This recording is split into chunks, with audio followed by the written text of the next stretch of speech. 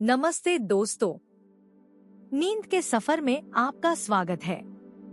आज की कहानी हमें महाभारत काल की एक शांत और भावनात्मक कथा से रूबरू कराएगी, जहां गुरु और शिष्य के बीच त्याग, समर्पण और नैतिकता की सीख छिपी है। आइए इस सुकून भरी कथा में धीरे धीरे प्रवेश करें और कहानी के साथ अपने मन को शांत करते हुए गहरी नींद की ओर बढ़े। महाभारत के समय में हस्तिनापुर के जंगलों में निषादों के प्रमुख हिरण्यदनु का पुत्र एकलव्य रहता था। एकलव्य को धनुर्विद्या यानी तीरंदाजी में गहरी रुचि थी और वह हमेशा सैन्य कला के विशेषज्ञ माने जाने वाले गुरु द्रोणाचार्य से तीरंदाजी सीखना चाहता था। एक दिन वह द्रोणाचार्य से धनुर्विद्या के गुर सीखने के लिए उनके गुरुकुल के लिए रवाना हुआ। जब एकलव्य वहां पहुंचा तो उसने देखा कि द्रोणाचार्य अपने शिष्यों को धनुर्विद्या की शिक्षा दे रहे हैं। अपने आदर्श को अपनी आंखों के सामने देखकर वह उत्साह से भर उठा और तुरंत जाकर उनके चरणों में झुक गया। यह देखकर द्रोणाचार्य और वहां खड़े उनके सभी शिष्य बहुत आश्चर्यचकित हुए। द्रोणाचार्य ने एकलव्य से पूछा, तुम कौन हो वत्स? मुझे नहीं लगता कि हम पहले कभी मिले हैं और तुम मेरे पैर क्यों छू रहे हो? एकलव्य ने उत्तर दिया, गुरुजी, मैं निषाद प्रमुख का पुत्र एकलव्य हूँ। मैंने हमेशा आपको अपना आदर्श माना है और आपसे धनुर्विद्या सीखना मेरा स्वप्न है।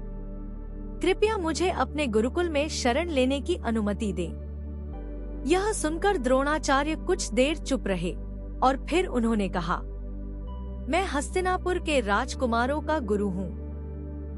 मैं केवल उन्हें ही धनुर्विद्या और युद्ध कला की शिक्षा देने के लिए बाध्य हूँ। इसलिए मैं तुम्हें अपने गुरुकुल में स्थान नहीं दे सकता।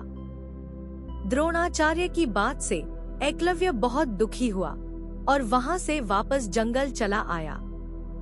हालांकि इस घटना के बाद द्रोणाचार्य से धनुर्विद्या सीखने का उसका संकल्प और भी दृढ़ हो गया। अगले दिन उसने जंगल में एकांत ढूंढा। वहां एकलव्य ने मिट्टी से गुरु द्रोणाचार्य की एक मूर्ति बनाई और उसे एक स्थान पर रख दिया। अब प्रतिदिन एकलव्य मिट्टी से बनी द्रोणाचार्य की मूर्ति को अपना गुरु मानकर उनसे आशीर्वाद लेता और उसके सामने ही तीरंदाजी का अभ्यास करता। इस प्रकार कई वर्ष बीत गए और एकलव्य ने धनुर्विद्या में महारत हासिल कर ली।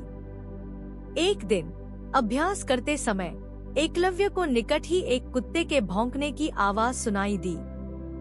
कुत्ते के लगातार भौंकने से एकलव्य का ध्यान भटक रहा था। फिर क्या था, उसने कुत्ते के आवाज की दिशा ओर तीर चलाए। वे तीर जाकर इस तरह कुत्ते के मुंह में लगे कि उसका भौंकना बंद हो गया। हालांकि कोई भी तीर उसके शरीर पर कहीं नहीं लगा। कुत्ता उसी अवस्था में इधर उधर घूमने लगा और घूमते घूमते गुरु द्रोणाचार्य के गुरुकुल में पहुंचा। द्रोणाचार्य और उनके शिष्य कुत्ते को देखकर आश्चर्यचकित रह गए। द्रोणाचार्य ने कहा, यह केवल वही व्यक्ति कर सकता है जिसने धनुर्विद्या में महारत हासिल कर ली हो। इतना कहकर गुरु द्रोण और उनके शिष्य उस कुशल धनुर्धर की खोज में निकल पड़े।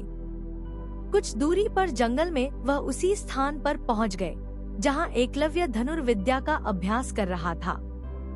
उसे देखकर द्रोणाचार्य ने कहा, मैं देख रहा हूँ कि तुम एक उत्कृष्ट तीरंदाज हो वत्स।